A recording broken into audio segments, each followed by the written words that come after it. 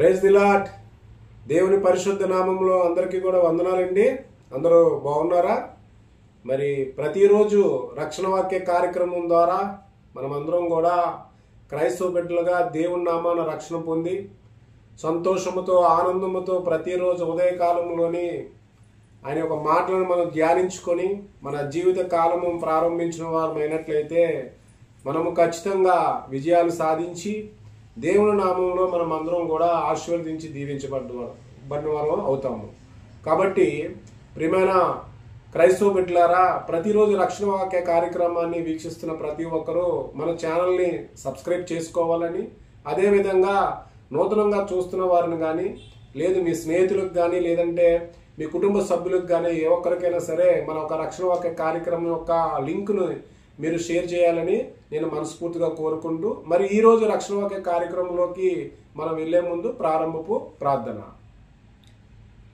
స్తోత్రం ప్రభువా తండ్రి, స్తోత్రం నాయన.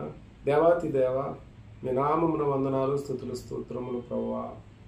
మీ నామాన్ని గణపరచు విధంగా ప్రభువా ఈ ఉదయంకాల సమయంలో రక్షణ వాక్య కార్యక్రమం ద్వారా ప్రభువా పాలిభాగస్థులమైనటువంటి మేమందరం కూడా ప్రతిరోజు ప్రభువా మీ నామాన్ని మేము ముందుగా గణపరుచుకొని మీ మాటలను మీరు ఇచ్చిన గొప్ప జ్ఞానమును బట్టి కానీ ప్రభువా మీరు ఇచ్చినటువంటి గొప్ప శక్తిని బట్టి మేము ధ్యానించుకొని ప్రభువా తండ్రి మేము స్తుతులు చెల్లించుకొని మిమ్మల్ని ఆరాధించి ప్రభువా తండ్రి మిమ్మల్ని మహిమపరిచిన తర్వాత ప్రభువా మీరు మమ్మల్ని సృష్టించినట్టు ఈ లోక మార్గంలో ప్రభువా తండ్రి మా అనుదిన క్రియలు ఎందుగాను మార్గములు ఎందుగాను విజయం పొందువారంగా మీరు ఆశీర్వదించి దీవించి బలపరచమని అటు విధముగా ప్రభువా మరి ఒక రక్షణ వాక్య కార్యక్రమంలో ఈరోజు మేము మాట్లాడబోయే మాటల్లోని ప్రభువా తండ్రి మీ వాక్యం ద్వారా మీరు మాకు సమాధానాన్ని కృపను కలుగజేయమని యేసుక్రీస్తు పరిశుద్ధాత్మనామమున మిక్కిలి కృపతో అడిగి వేడుకొంచున్నాం తండ్రి.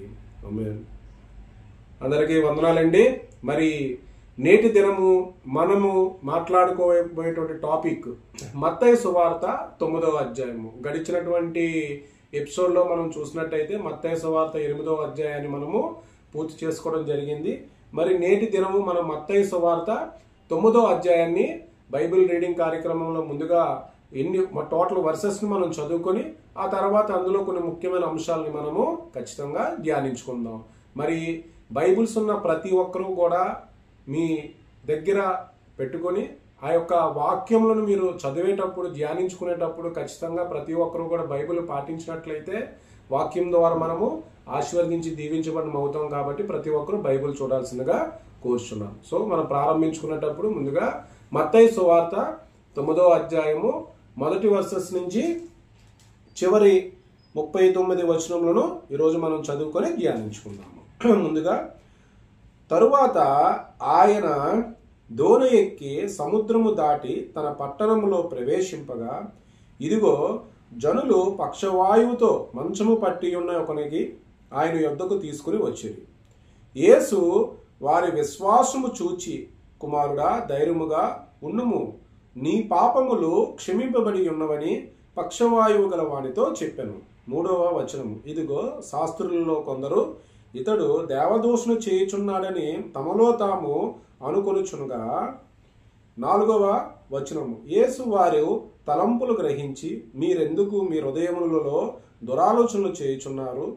5వ వచనము నీ పాపములు క్షమింపబడి ఉన్నవని చెప్పుట సులభమా, లేచి నడువుమని చెప్పుట సులభమా.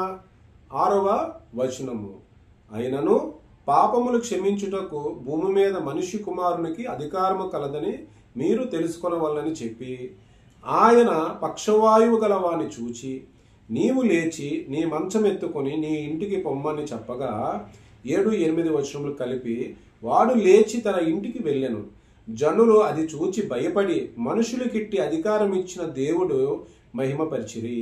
9వ వచనము యేసు అక్కడి నుండి వెళ్ళుచు సుంకపు మెట్టునొద్ద కూర్చుండి ఉన్న మత్తయ్య అను ఒక మనుష్యుని చూచి నన్ను వెంబడించమని అతనితో చెప్పగా అతడు లేచి ఆయనను వెంబడించెను. 10వ వచనము ఇంటిలో భోజనమునకు యేసు కూర్చుని ఉండగా ఇదిగో సుంకరులను పాపులను అనేకులు వచ్చి ఆయన యొద్దకు ఆయన శిష్యుల యొద్దను కూర్చుండిరి. 11వ వచనము పరిసయ్యులు అది చూచి మీ బోధకుడు సుంకరులతోనూ పాపులతోనూ కలిసి ఎందుకు భోజనము చేయుచున్నాడని ఆయన శిష్యులను అడిగిరి. 12వ వచనము. ఆయన ఆ మాట విని, రోగులకే గాని ఆరోగ్యం గల వారికి వైద్యుడు అక్కరలేదు కదా. 13వ వచనము. అయితే నేను పాపులను పిలువవచ్చి తిని గాని నీతిమంతులను పిలువ రాలేదు, గనుక కనికరమునే కోరుచున్నాను గాని బలిని కోరును అని వాక్యం భావం ఎట్టిదో మీరు వెళ్ళి నేర్చుకునుడని చెప్పాను. 14వ వచనము. అప్పుడు యోహాను శిష్యులు ఆయన యొద్దకు వచ్చి, పరిసయ్యులను మేమును తరచుగా ఉపవాసము చేయుచున్నాము గాని నీ శిష్యులు ఉపవాసము చెయ్యురు, దీనికి హేతువేమని ఆయనను అడుగగా. 15వ వచనము. యేసు, పెండ్లి కుమారుడు తమతో కూడా నుండు కాలమున పెండ్లి ఇంటివారు దుఃఖపడగలరా? పెండ్లి కుమారుడు వారి యొద్ద నుండి కొనపోబడు దినములు వచ్చును. ఎవడు పాత బట్టకు కొత్త బట్ట మాసిక వెయ్యడు, వేసిన ఎడల ఆ మాసిక బట్టను బెలతపరుచు చినుగు మరి ఎక్కువగును. 17వ వచనము. మరియు పాత తిత్తులలో కొత్త ద్రాక్ష రసము పొయ్యరు, పోసిన ఎడల తిత్తులలో పిగిలి ద్రాక్షారసము కారిపోవును, తిత్తులు పాడగును. అయితే క్రొత్త ద్రాక్షారసము క్రొత్త తిత్తుల్లో పోయిదురు, అప్పుడు ఆ రెండును చెడిపోకయుండునని చెప్పెను. 18వ వచనము. ఆయన ఈ మాటలు వారితో చెప్పుచుండగా, ఇదిగో ఒక అధికారి వచ్చి ఆయనకు మ్రొక్కి, నా కుమార్తె ఇప్పుడే చనిపోయినది, అయినను నీవు వచ్చి నీ చెయ్యి ఆమె మీద ఉంచము, ఆమె బ్రతికను అనెను.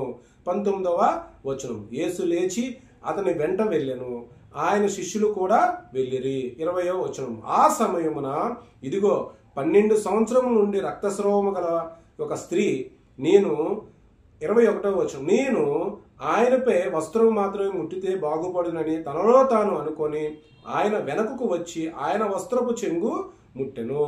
22వ వచనము. యేసు వెనుకకు తిరిగి ఆమె చూచి, కుమారి, ధైర్యముగా ఉండుము, నీ విశ్వాసము నిన్ను బాగుపరిచినని చెప్పగా ఆ గడియ నుండి ఆ స్త్రీ బాగుపడెను. 23వ వచనము. అంతలో యేసు ఆ అధికారి ఇంటికి వచ్చి పిల్లల గ్రోవులు వాయించు వారిని గొల్లు చేయుచుండు జనసమూహమును చూచి. 24వ వచనము. స్థలమయుడి, ఈ చిన్నది నిద్రించుచున్నదే గాని చనిపోలేదని వారితో చెప్పగా వారు ఆయనను అపహసించిరి. 25వ వచనము. జనసమూహమును పంపివేసి ఆయన లోపలికి వెళ్ళి ఆమె చెయ్యి పట్టుకొనగానే ఆ చిన్నది లేచెను. 26వ వచనము. ఈ సమాచారము ఆ దేశమంతటా వ్యాపించెను. 27వ వచనము. యేసు అక్కడ నుండి వెలుచుండగా ఇద్దరు గుడ్డివారు ఆయన వెంట వచ్చి, దావీదు కుమారుడా, మమ్మును కనికరించుమని కేకలు వేసిరి. 28వ వచనము. అంతటా ఆయన ఇంట ప్రవేశించిన తరువాత ఆ గుడ్డివారు ఆయన యొద్దకు వచ్చిరి. యేసు, నేను ఇది చెయ్యగలని మీరు నమ్ముచున్నారా అని వారిని అడుగగా 29వ వచనము. వారు, నమ్ముచున్నాము ప్రభువా అని ఆయనతో చెప్పిరి. అప్పుడు ఆయన వారి కన్నులు ముట్టి, మీ నమ్మిక చొప్పున మీకు కలుగును గాక అని చెప్పినంతలో 30వ వచనము. వారు కన్నులు తెరవబడెను. అప్పుడు యేసు ఇది ఎవరికినీ తెలియకుండా చూచుకొనుడని వారి ఖండితముగా ఆజ్ఞాపించెను. 31వ వచనము. అయినను వారు వెళ్ళి ఆ దేశమంతటా ఆయన కీర్తి ప్రచురము చేసిరి. 32వ వచనము. యేసును ఆయన శిష్యులు వెళ్ళుచుండగా కొందరు దెయ్యము పట్టిన ఒక మూగవాడిని ఆయన యొద్దకు తీసుకుని వచ్చిరి. 33వ వచనము. దెయ్యము వెళ్ళగొట్టబడిన తరువాత ఆ మూగవాడు మాటలాడగా జనసమూహములు ఆశ్చర్యపడి, ఇశ్రాయేలులో ఇలాగ ఎన్నడూనూ కనబడలేదని చెప్పుకొనిరి. 34వ వచనము. అయితే పరిసయ్యులు ఇతడు దెయ్యములకు అధిపతి వలన దెయ్యములను వెళ్ళగొట్టుచున్నాడని చెప్పిరి. 35వ వచనము. యేసు వారి సమాజ మందిరములో బోధించుచు రాజ్య సువార్తను ప్రకటించుచు ప్రతి విధమైన రోగమును ప్రతి విధమైన వ్యాధిని స్వస్థపరచుచు సమస్త పట్టణముల యందును గ్రామముల యందును సంచారము చేసెను. 26వ వచనము. ఆయన సమూహములను చూచి వారు కాపరలేని గొర్రెల వలె విసికి చెందిరి ఉన్నదని వారి మీద కనికరపడి. 37వ వచనము. కోత విస్తారము గాని పనివారు కొద్దిగా ఉన్నారు. 38వ వచనము, గనుక తన కోతకు పనివారిని పంపుమని కోత యజమానిని వేడుకొనుడని తన శిష్యులతో చెప్పాను.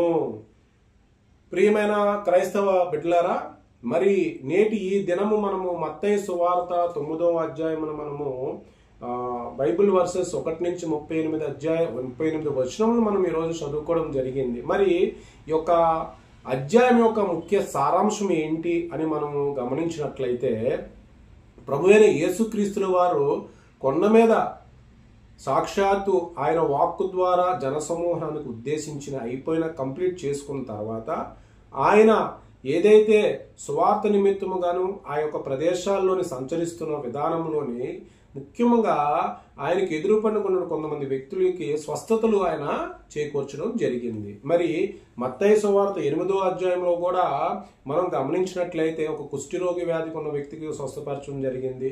శతాధిపతి ఆయన దాసుడికి స్వస్థతపరచడం జరిగింది. అదే విధంగా మనం చూసుకున్నట్టయితే ఇక్కడ మత్తయి సువార్త 9వ అధ్యాయంలో కూడా ముఖ్యంగా స్వస్థతలకి అంటే స్వస్థతలు కొనసాగింపు అనేది మనకి ఈ అధ్యాయంలో కంటిన్యూగా జరగడం అనేది జరుగుతుంది. ప్రభువైన యేసుక్రీస్తుల వారు 9వ అధ్యాయంలో చేసినటువంటి స్వస్థలు ఏ రకంగా ఉన్నాయి, అవి ఏ రకమైనటువంటి స్వస్థలు కలిగిన వ్యక్తులు ఏ రకంగా ఉన్నారు అనే విషయాన్ని మనం గమనించినట్లయితే, ఇందులో ముఖ్యంగా మొట్టమొదటిది మనం చూసుకున్నట్లయితే పక్షవాయువు గల ఒక వ్యక్తికి స్వస్థత కల్పించడము.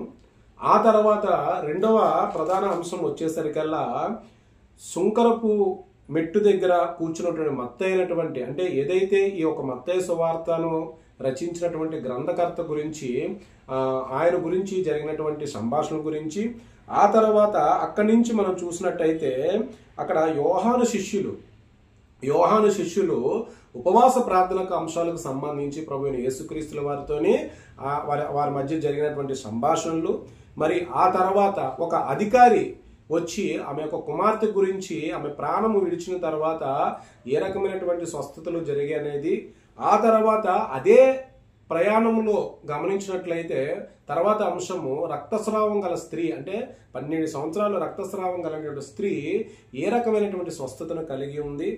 ఆ తర్వాత మనం చూసినట్టయితే చివరగా వచ్చేసరికల్లా అక్కడ ఉన్నటువంటి కొంతమంది వ్యక్తులు తిరిగి మరలా ప్రభువైన యేసుక్రీస్తుల వారు ప్రయాణము ఆయన మళ్ళీ అక్కడి నుంచి బయలుదేరుతున్నప్పుడు అక్కడ కొంతమంది గుడ్డివారిని ఏ విధంగా స్వస్థత పరిచారు, ఆ తర్వాత మోగవారిని ఏ విధంగా స్వస్థత పరిచారు, ఆ తర్వాత చివరగా వచ్చేసరికల్లా కోత విస్తారంగా ఉన్నది, పనివారు తక్కువగా ఉన్నారని ఆయన ఏ రకమైనటువంటి కొన్ని ఉపమానాల ద్వారా ఆయన మనకి చెప్పడం జరిగింది. ఇందులో మనం గమనించినట్లయితే మొట్టమొదటిగా ఒక విషయం మనం చూసినట్టయితే ఇక్కడ మత్తయి సువార్తలలో ప్రభువైన యేసుక్రీస్తులు వారు 2 విషయాలని మానవులను ఉద్దేశించి మాట్లాడడం జరిగింది. అది ఒకటి ఏంటంటే పాపములు క్షమింపబడి ఉన్నవి, నీ పాపములు క్షమింపబడి ఉన్నవి కాబట్టి మీరు స్వస్థత పొందారు. అదేవిధంగా మరొక విషయం ఏంటంటే నీ విశ్వాసము నిన్ను బాగుపరిచెను.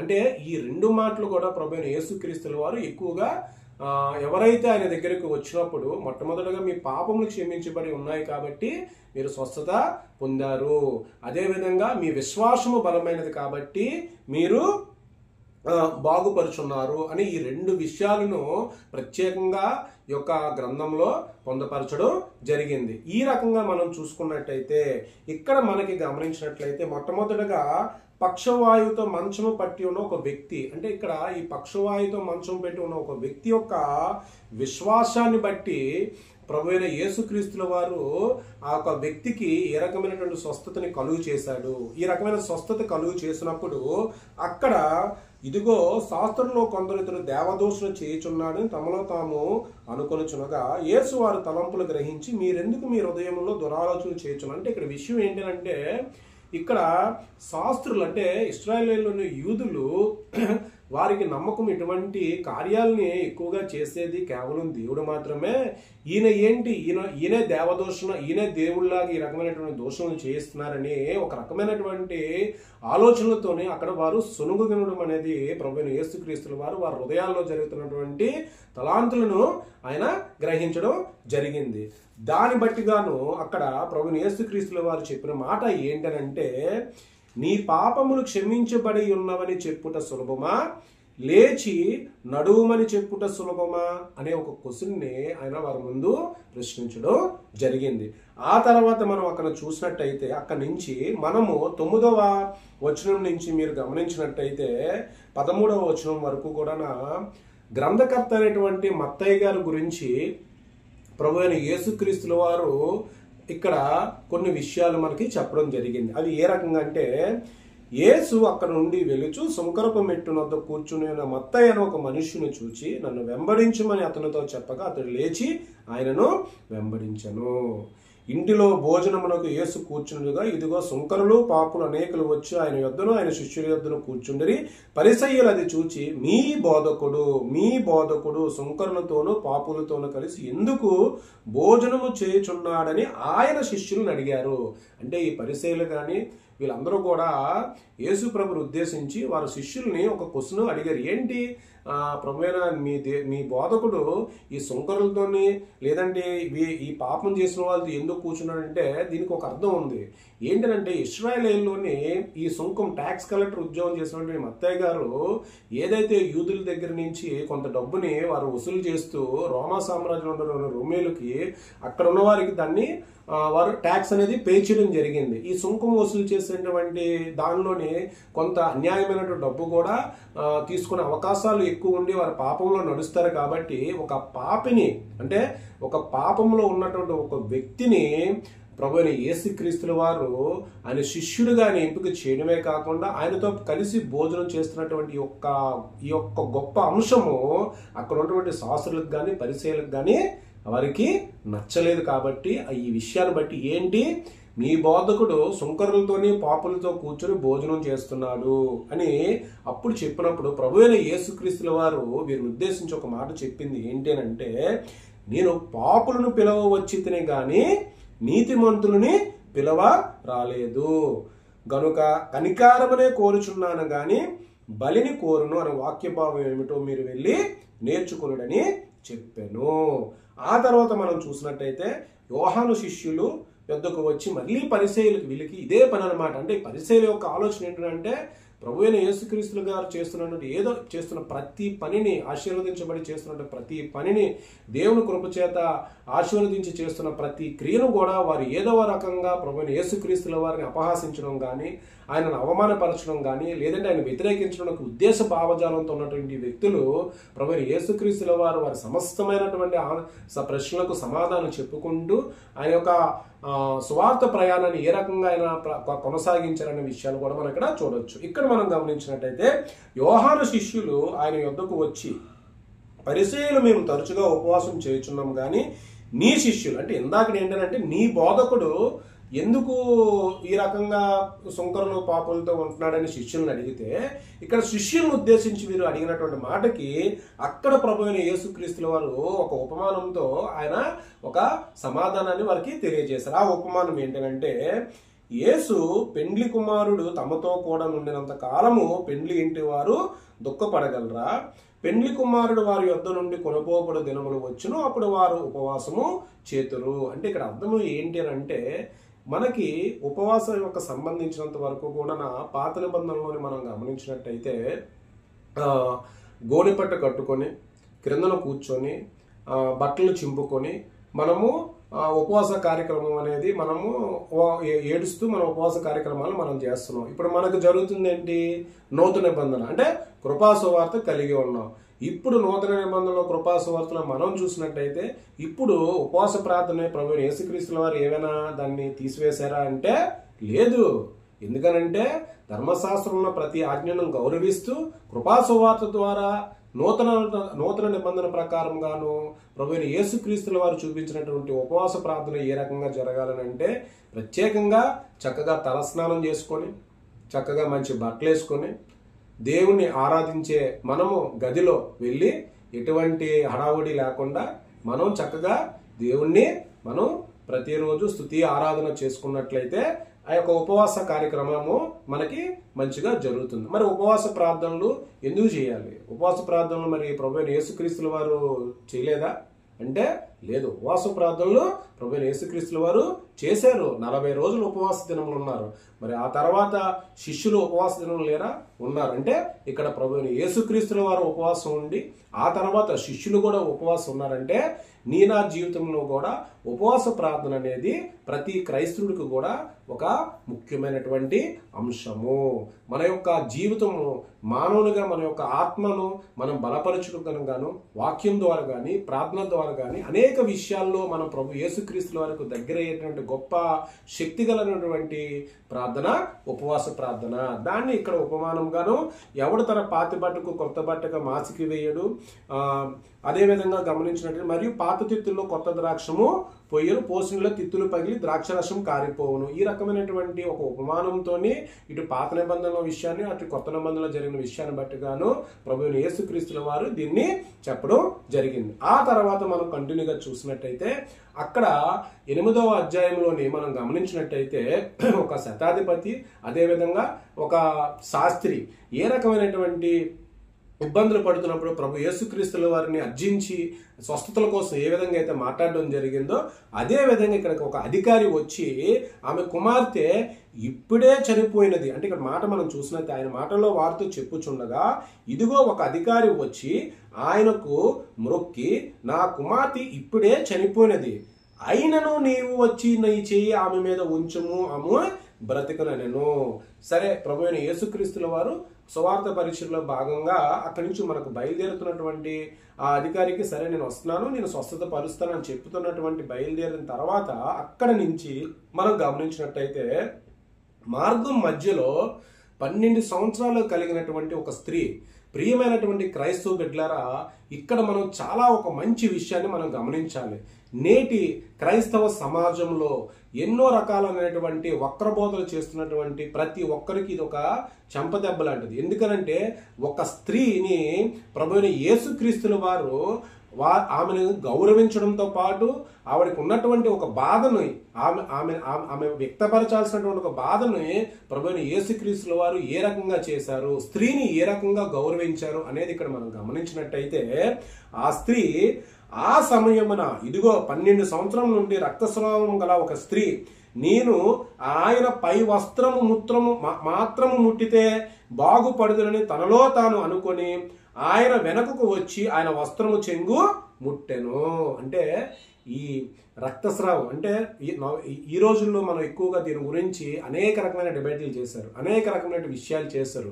ఇక్కడ ఏ రకమైనటువంటి డిబేట్స్ లేకుండా ప్రభువైన యేసుక్రీస్తుల వారు స్వస్థతని ఆ స్త్రీకి కలిగించడం అనేది ఎంతో గొప్ప విషయం. అంటే స్త్రీ వచ్చి ఆయన యొక్క వస్త్రాన్ని ముట్టినట్టయితే నేను స్వస్థత పడతానని ఒక విశ్వాసం, ఒక నమ్మకం అనేది ఆవిడకు ఉన్నప్పుడు ఆవిడ వెళ్ళి ఆ వస్త్రాన్ని ముట్టగానే ప్రభువైన యేసుక్రీస్తుల శరీరంలో నుంచి ఒక ఆత్మ అనేది ఆమెకు వెళ్ళి వెళ్ళడం వల్ల ఆ రక్తస్రావం ఒక స్త్రీ ఆమె స్వస్థత పొందడం జరిగింది.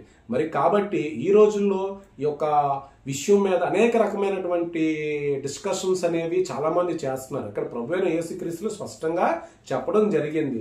ఒకవేళ మన కుటుంబంలో కానీ మన స్త్రీలు కానీ లేదంటే ఇతర స్త్రీలు కానీ అటువంటి ఇబ్బందుల్లో ఉన్నప్పుడు మనము ప్రభువైన యేసుక్రీస్తుల వారు ఆయన ఏ రకమైన స్వస్థతను కలుగు చేస్తారో దాన్ని మనం అర్థం చేసుకుని ప్రతి స్త్రీకి అక్కడ వాళ్ళు ఆ పరిస్థితిలో ఉన్నప్పుడు వారిని ఇబ్బంది పెట్టకుండా మనము వారికి ఏమైనా ఏ రకమైనటువంటి తగు జాగ్రత్తలు కానీ ఏ రకమైన సహాయం చేయగలమో మనం ఆ రకమైన సహాయం అందించాలని చెప్పించి కానీ వేరేగా ఇతరగా మూఢనమ్మకాలుగా గానో లేదంటే చర్చిలకు రాకూడదు, ఇళ్లలోకి రాకూడదు అని ఈ రకమైనటువంటి మూఢనమ్మకాలని ఎక్కడా కూడా ఉండకూడదని ప్రభు యేసుక్రీస్తుల వారే స్వయంగా ఒక స్త్రీ ఉద్దేశంలో ఏదైతే రక్తస్రావం జరుగుతున్నటువంటి ఆ స్త్రీ ముట్టిన తర్వాత విశ్వాసంతో ఉన్న స్త్రీని ఏ రకంగా అయితే గౌరవించారో అట్టి గౌరవాన్ని కూడా మనం స్త్రీలకి ఖచ్చితంగా ఇవ్వాలి. ఇది చాలా ముఖ్యమైనటువంటి విషయము. ఆ తర్వాత మనం గమనించినట్టయితే అక్కడ ఆ తర్వాత ఆ అధికారి యొక్క కుమార్తెను ప్రభువైన యేసుక్రీస్తుల వారు స్వస్థతపరచడం జరిగింది. ఆ తర్వాత మనం చూస్తే ఆ యొక్క క్రమేపీలో ఆ రకంగా ప్రతి ఒక్కరూ కూడా ఆయన వెనకాతల వస్తున్న విధానాన్ని చూసి ప్రభువైన యేసుక్రీస్తుల వారికి ఏమనిపించి ఉంటుందంటే, నాకు తెలిసి వీళ్ళకి ప్రతిరోజు వెంబడిస్తున్నారు, వీళ్ళు వెంబడించేటప్పుడు లంచ్ అయిపోతుంది, డిన్నర్ అయిపోతుంది, స్వస్థతలు అయిపోతున్నాయి అనే ఉద్దేశము ప్రతి విశ్వాసికి ఉండకూడదు.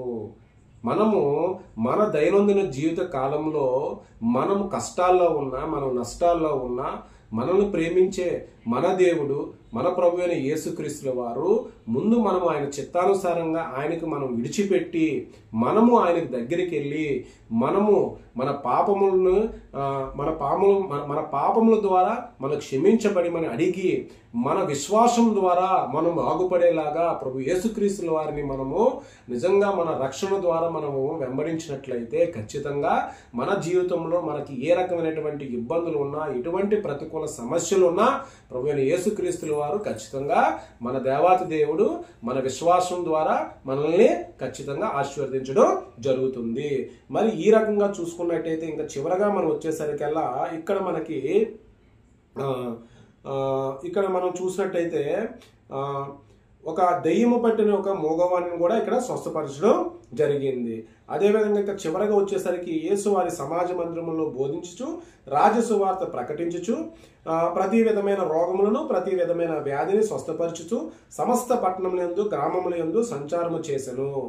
ఆయన సమూహములను చూచి వారు కాపరలేని గొర్రెల వలె విసిగి చెందిరి ఉన్నదని వారి మీద కనికార పడి, ఇక్కడ ఉపమానం ఏ రకంగా చెప్పి ఉన్నారంటే, కోత విస్తారమే గాని పనివారు కొద్దిగా ఉన్నారు కనుక తన కోతకు పనివారిని పంపమని కోత యజమానిని వేడుకొనుడని తన శిష్యులతో చెప్పాను. అంటే ఒక ప్రేయర్ రిక్వెస్ట్, దేవాతి దేవుడికి ఏంటంటే ఒక ప్రేయర్ రిక్వెస్ట్ అనేది జరిగింది. అంటే విస్తారమైనటువంటి కోత ఉన్నది, అంటే విశ్వాసులు చాలా ఎక్కువ మంది ఉన్నారు, కానీ దానికోసం పనిచేసే వాళ్ళు దైవజనులు కానీ పాస్టర్లు కానీ లేదంటే దేవునిలో సువార్త నిమిత్తంగా భారం కలిగిన వ్యక్తులు కానీ ఈ రోజుల్లో ఎవరూ లేరు. కాబట్టి నా కుటుంబంలో ఒక క్రైస్తవుడుగా ఎప్పుడైనా సరే మన పిల్లలను కూడా అవకాశము దొరికితే మనము ఒక ఎడ్యుకేషన్ సెక్టార్లో ఒక 10th క్లాస్ అయిన తర్వాత ఒక ఎంపీసీయో ఒక బైపీసీయో చదివించడము, వాళ్ళ ఎడ్యుకేషన్ లైన్లోని మనము వాళ్ళని మూవ్ చేయడం అనేది జరుగుతుంటుంది. కానీ ఏ ఒక్కరైనా సరే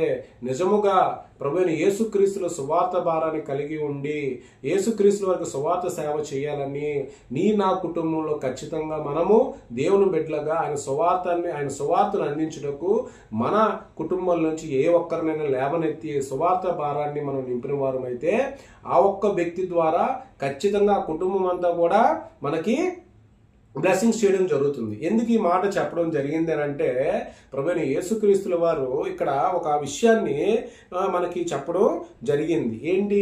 సువార్త భారం కలిగి ఉండడం వల్ల ప్రతి ఒక్కరిని కూడా వారే కాకుండా వారి కుటుంబంలో ఉన్న ప్రతి ఒక్కరు కూడా ఆశీర్వదించబడడం జరుగుతుంది. మరి ఈరోజు మనం మత్తయి సువార్తలో మనం చూసినట్లయితే 1వ వచనం నుంచి మత్తయి సువార్త 9వ అధ్యాయంలో 1వ వచనం నుంచి 38 వచనముల యొక్క చదువుకున్నాము. అదేవిధంగా కొన్ని అంశాలు మ్యాక్సిమం మనం కవర్ చేసాము. సమయం తక్కువ కాబట్టి ఉన్న 38 వచనాల్లో మనం ప్రతి విషయాన్ని కూడా మ్యాక్స్ టైం అంతా కూడా ఎంత కవర్ చేయాలో మనం ఆ రకంగా మనం కవర్ చేయడం జరుగుతుంది. సమయం మనకి ఇంకా భగవంతుడు ఇంకా రాబోయే రోజులు ఎక్కువ మనకి దీని మీద ప్రేరణ కలిగి దీన్ని నడిపించే విధానంలో భగవంతుడు మనకు గొప్ప శక్తిని ఇచ్చినట్టయితే మన రక్షణ వాక్య కార్యక్రమం ద్వారా మనము తిరిగి మరలా గొప్ప విషయాల్ని మనము మన క్రైస్తవ సమాజానికి మనం తెలియజేయవచ్చు. మరి నేటి ఈ దినమున ఈ యొక్క రక్షణ వాక్య కార్యక్రమంలో మత్తయి సువార్త 9వ అధ్యాయం ద్వారా నా జీవితంలో మనం అప్లై చేసుకోవాల్సింది ఏంటి? ఏ రోజైతే ఒక క్రైస్తవుడిగా నువ్వు రక్షణ పొంది ప్రభు యేసుక్రీస్తుల వారిని నీవు నమ్మిక కలిగి ఉండి నీ పాపమును విడిచిపెట్టి ఉన్నావో ఆ రోజు నుంచి నీ సమస్త జీవితానికి సంబంధించి నీ జీవితంలో జరిగే ప్రతి క్రియకి కూడా ప్రభువైన యేసుక్రీస్తుల వారి మీద నువ్వు నమ్మకం ఉంచి ఆయన చిత్తానుసారంగా మనము నడుచుకున్న వారమైతే అవి ఏ రకమైనటువంటి ఇబ్బందులైనా సరే మనము వాటిని ఎదుర్కొన్నట్టుకు దేవుడు మనకి మంచి శక్తిని, మంచి ధైర్యాన్ని, మంచి కృపను, మంచి కనికారాన్ని కూడా దేవుడు మనకి ఇక్కడ ఎవరెవరి మీద అయితే ఎంత కనికారము చూపించారో అట్టి కనికారము కూడా చూపించగల గొప్ప దేవుడు మన ప్రభువైన యేసుక్రీస్తుల వారు.